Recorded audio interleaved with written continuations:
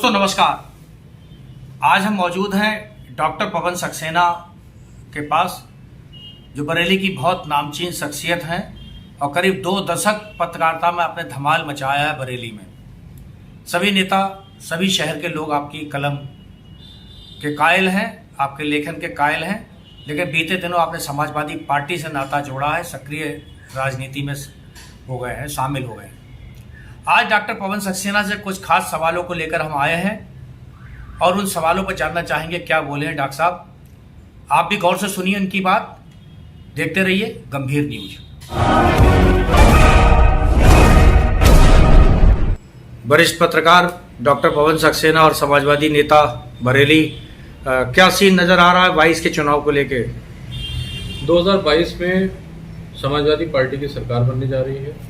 उत्तर प्रदेश की जनता ने मन बना लिया है कि माननीय अखिलेश यादव जी की विकासवादी नीतियां, समाजवादी नीतियों को समर्थन देने का, और अखिलेश यादव जी दोबारा उत्तर प्रदेश के मुख्यमंत्री बनने जा रहे हैं। और जैसा कि आप जानते हैं कि उत्तर प्रदेश में इस समय बेरोजगारी चरम पर है, भ्रष्टाचार चरम पर है, सरकार का अहंकार चरम पर है और लोग त्रस्त हैं, महिलाएं त्रस्त हैं सुरक्षा को लेकर। किसान, आपने देखा कि लाखों की संख्या में किसान सड़क पर हैं, बड़ी संख्या में लोग परेशान हैं। और ये समाज के वो सारे वर्ग हैं जो हर तरह से ये फैसला कर चुके हैं कि इस बार भारतीय जनता पार्टी को दोबारा सरकार में वापस नहीं आना है, लेकिन क्योंकि अहंकार की पट्टी इनकी आंखों में बंधी है, उन्हें दिखाई नहीं दे रहा, उनको समझ में नहीं आ रहा। और चुनाव के जब नतीजे आएंगे तो वो इतने अप्रत्याशित होंगे कि आप भी सोचेंगे कि ये कौन सा नतीजा आ गया। और आज समाजवादी जिस विचार से और जिस मेहनत के साथ काम कर रहे हैं, आप देखिएगा आपातकाल के बाद जो हाल कांग्रेस का हुआ, वही इस चुनाव के बाद भारतीय जनता पार्टी का हाल होने जा रहा है।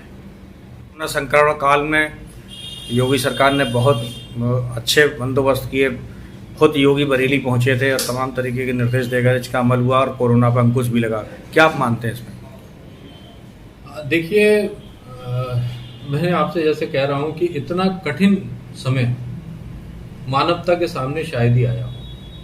कोरोना के समय में हमने गंगा में बहती हुई लाशों को भी देखा और उन लाशों को, उन लोगों को देखकर शर्म आनी चाहिए थी जो मां गंगा का नाम लेकर राजनीति में आए। उनको थोड़ी संवेदना रखनी चाहिए थी। आम आदमी के प्रति संवेदना का कोई भाव ही नहीं था। कितने लोग ऑक्सीजन से तड़प कर मर गए। जिम्मेदारी किसकी थी? जिम्मेदारी सरकार की थी। अगर सरकार अपनी जिम्मेदारी ठीक से नहीं निभा सकती थी, सरकार में विनम्रता होनी चाहिए। इतना बड़ा संकट था, मैं मानता हूं कि कोई भी सरकार हो उसके सामने चुनौती आती, लेकिन विनम्रता भी आवश्यक है। जो लोग, जिनके परिवारों के लोग खत्म हो गए, क्या वो उसको याद नहीं रखेंगे? आपने कैसे लोगों को परेशान किया, आपकी कोई व्यवस्था नहीं थी। आज आप जिन अस्पतालों में दौड़ रहे थे वो समाजवादी पार्टी की सरकार के दौरान बनाए गए अस्पताल थे, वो समाजवादी पार्टी की सरकार के दौरान बनाए गए मेडिकल कॉलेज थे। आप उन्हें सही से संचालित नहीं कर पाए।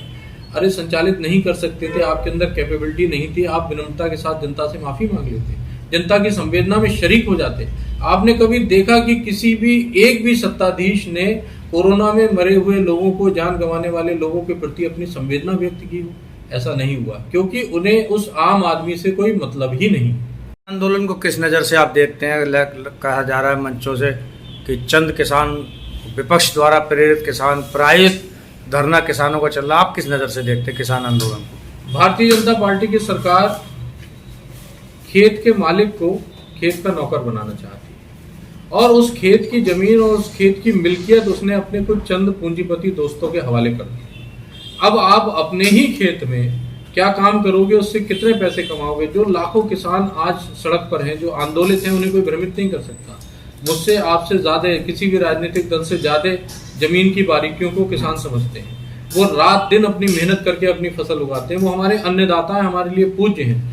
ऐसे किसानों के लिए सत्ता पे बैठे लोग इतने बेशर्म हैं कि इतने खराब भाषा का इस्तेमाल कर रहे हैं। ऐसे किसानों में, अभी एक कार्यक्रम में गया हुआ था, वहां एक उत्तर प्रदेश सरकार के मंत्री थे, वो कह रहे थे 500 किसान बैठे हैं। मैंने उनको पूछा, मैंने कहा माननीय मंत्री जी ये बताइए कि आपकी मैथमेटिक्स किस प्रकार की है? लाखों करोड़ों किसान आज आंदोलित है और ये एक नैरेटिव चला रहे हैं कि ये सब पश्चिम उत्तर प्रदेश के किसान है। अरे पश्चिम उत्तर प्रदेश के किसान नहीं है, पूरे देश के किसान है। आज पूरे देश का किसान अपनी उत्पादन मूल्य पे अगर एक समुचित लागत चाह रहा है तो उसमें गलत क्या है? लेकिन सरकार ये नहीं करना चाहती। सरकार इसका लाभ पूंजीपतियों को देना चाहती है और आप इसका नतीजा चुनाव में देखिएगा कि किसान के गांव में भारतीय जनता पार्टी के लोग वोट मांगने नहीं जा सकते। से फार्मूले या चीज़ें होंगी जो जनता को लुभाने के काम आएंगी समाजवादी पार्टी के पास? देखिए, समाजवादियों ने हमेशा समाज की पंक्ति के आखिरी आदमी की चिंता की है, समाज की पंक्ति के आखिरी आदमी के लिए काम किया है और हमेशा जन उपयोगी नीतियां समाजवादी पार्टी की रही हैं। अगर आप पिछली हमारी सरकार के कार्यकाल को याद करें तो आप देखेंगे कि देखिए लैपटॉप वितरण हुआ, क्यों हुआ? ताकि हमारे बच्चे के सामने ग्लोबल विंडो खुल सके। हमारे माननीय राष्ट्रीय अध्यक्ष अखिलेश यादव जी ने लैपटॉप हाथ में थमाया, बहुत बड़ी बात थी। विकास के काम की आप माननीय अध्यक्ष जी से मिलोगे, वो हर जनपद के हर शहर के विकास के कार्य गिना देंगे। आपको ऐसा लगेगा कि जैसे आपके शहर के बारे में वो हमसे आपसे ज़्यादा जानते हैं। तो इतने सारे विकास के कार्य किए, इतने सारे डेवलपमेंट के कार्य किए, चारों तरफ खुशहाली के लिए रात दिन लगे रहे। लेकिन क्योंकि भारतीय जनता पार्टी की जो काम करने का तरीका है वो लोगों को भ्रमित करने का तरीका है, और जैसा आप जानते हो कि भ्रम कभी भी लंबे समय तक नहीं रह सकता। अब लोग समझ चुके हैं, इनकी असलियत सामने आ चुकी है, इसलिए अब समाजवादी पार्टी की सरकार बनने जा रही है। व्यक्ति तक भारतीय जनता पार्टी के लोग राशन पहुंचा रहे हैं, वो भी मुफ्त पहुंचा रहे हैं। क्या नहीं लगता कि आपसे अच्छा काम सत्ताधारी पार्टी भारतीय जनता पार्टी कर रही है इन दिनों? देखिए, वो सिर्फ भ्रम पहुंचा रहे हैं।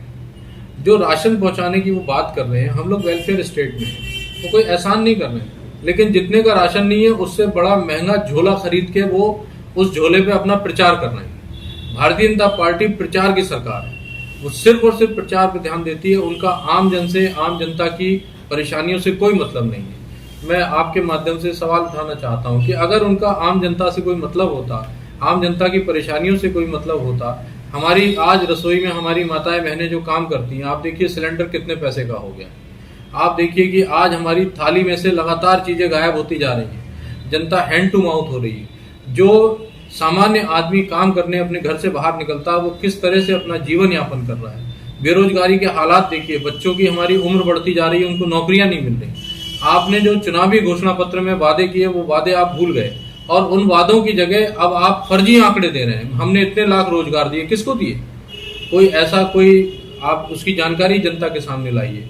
तो ये देखिए, ये भ्रम फैलाकर लोगों के बीच जाने की कोशिश करते हैं, लेकिन अब बिल्कुल सच्चाई लोग जान चुके हैं कि अब इनके पास कुछ नहीं बचा है, कोई भी चीज नहीं बची है। इनके कुछ तय फॉर्मूले हैं, इसको भी जनता समझ चुकी है और अब इनको जनता पूरी तरह नकार चुकी है। निजीकरण हो रहा है, क्या आप इसको सही मानते हैं या गलत?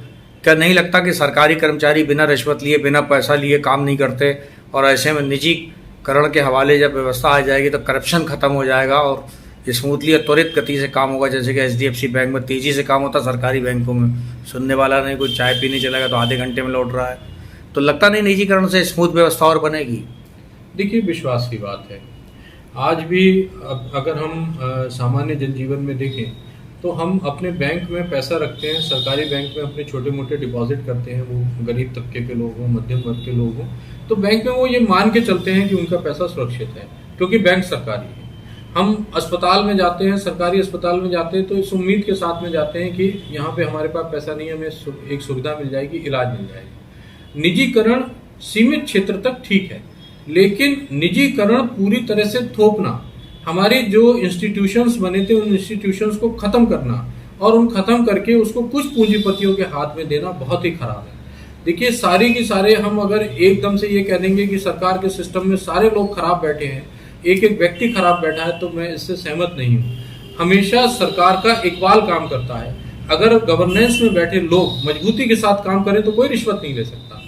लेकिन इस समय क्योंकि भ्रष्टाचार और रिश्वत चरम पर है, क्योंकि सरकार में बैठे लोग जिनको लोगों ने चुन के भेजा वो अपनी जिम्मेदारियों का निर्वहन नहीं कर पा रहे हैं। निजीकरण से लोगों का भरोसा टूटेगा। सरकारी इंस्टीट्यूशंस को बचाने की एक लंबी लड़ाई हमें लड़नी चाहिए।